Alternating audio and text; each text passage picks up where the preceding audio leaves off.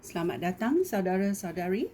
Hari ini kita mau bermula dalam perjanjian lama iaitu Ayub.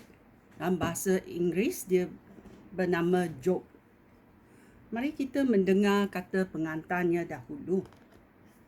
Kitab Ayub mengisahkan seorang yang berbudi baik yang mengalami malapetaka yang dahsyat. Dia kehilangan semua anaknya serta segala harta bendanya dan mengidap penyakit kulit yang menjijikkan.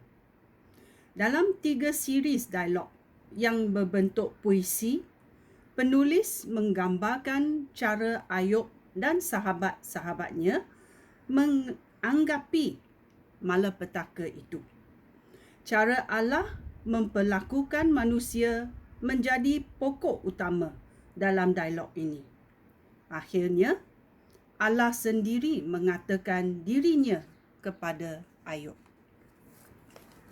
Sahabat-sahabat Ayub menjelaskan penderitaan Ayub dari segi pandangan agama yang tradisional. Pada sangkaan mereka, Allah selalu memberikan pahala kepada orang baik dan menghukum orang jahat. Oleh itu, mereka berfikir bahawa penderitaan Ayub tentulah akibat dosanya sendiri. Tetapi bagi Ayub, pendapat itu terlalu cetek. Tidak sewajarnya dia dijatuhi hukuman yang kejam itu kerana dia seorang yang sangat baik dan jujur. Dia tidak faham sebabnya Allah mengizinkan musibah yang dahsyat itu menimpa orang seperti dirinya. Dan dengan berani, dia mencabar Allah. Ayub tidak kehilangan kepercayaannya kepada Allah. Tetapi dia sungguh-sungguh ingin dibela oleh Allah dan dihormati semula sebagai orang baik.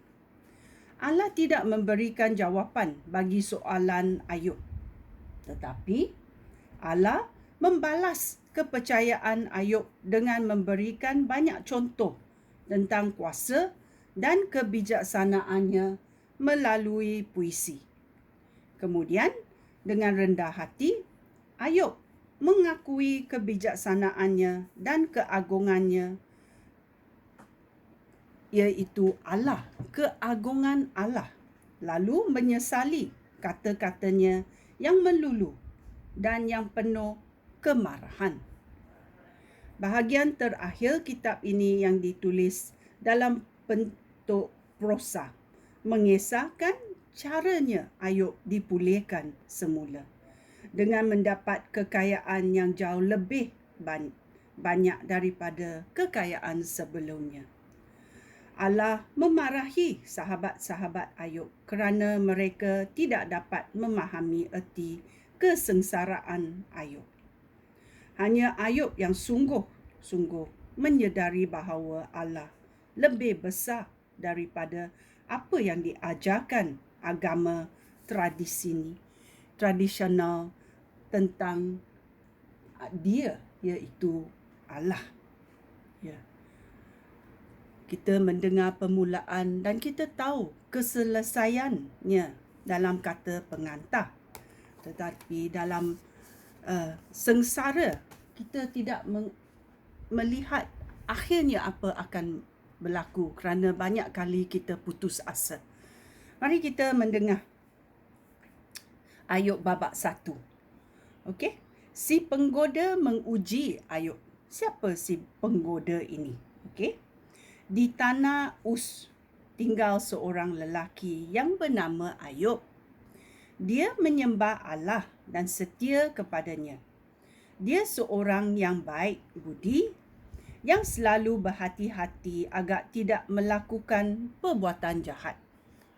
Dia mempunyai 7 orang anak lelaki dan 3 orang anak perempuan, serta memiliki sebanyak 7,000 ekor domba, 3,000 ekor unta, 1,000 ekor lembu dan 500 ekor keldai.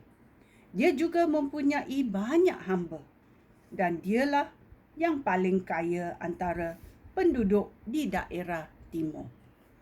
Anak-anak lelaki Ayub biasanya mengadakan jamuan di rumah masing-masing secara bergilir.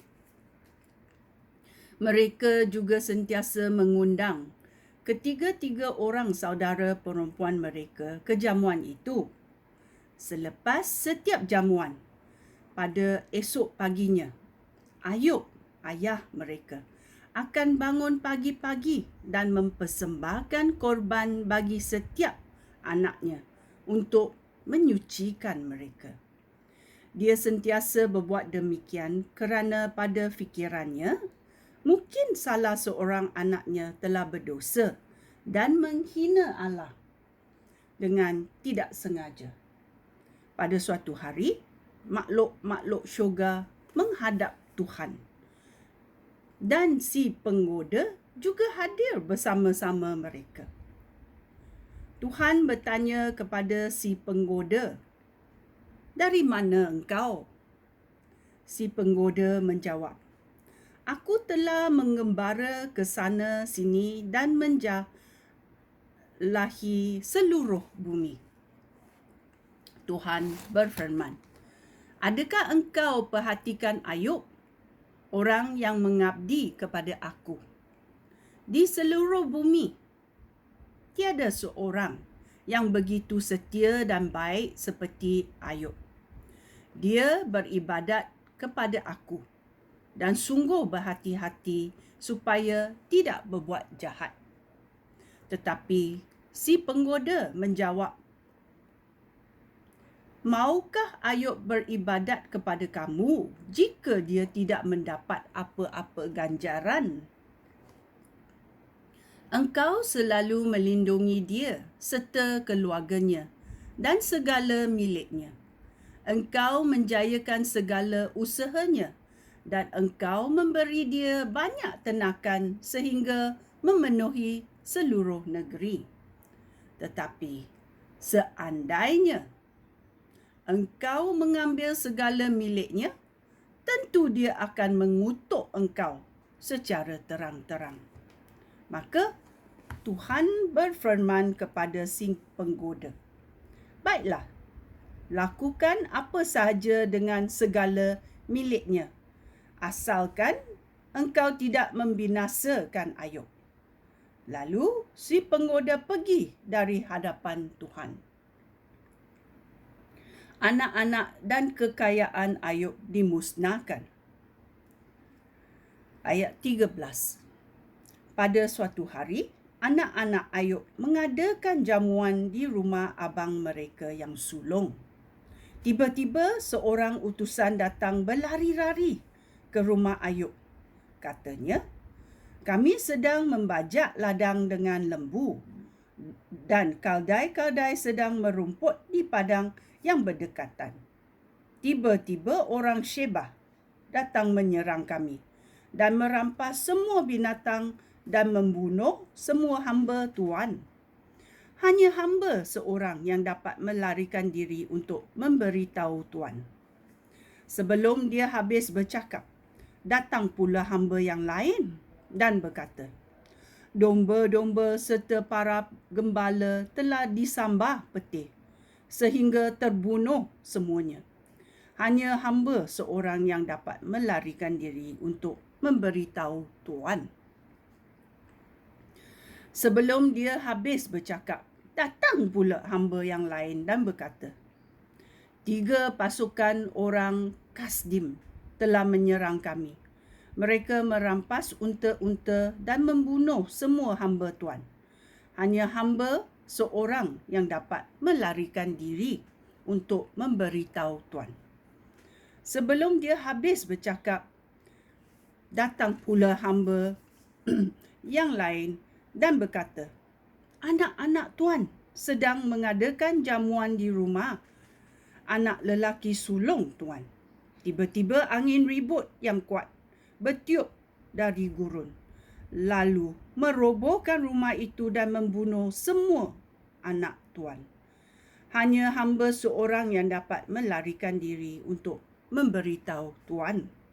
Kemudian Ayub berdiri dan mengoyakkan pakaiannya kerana kesedihan.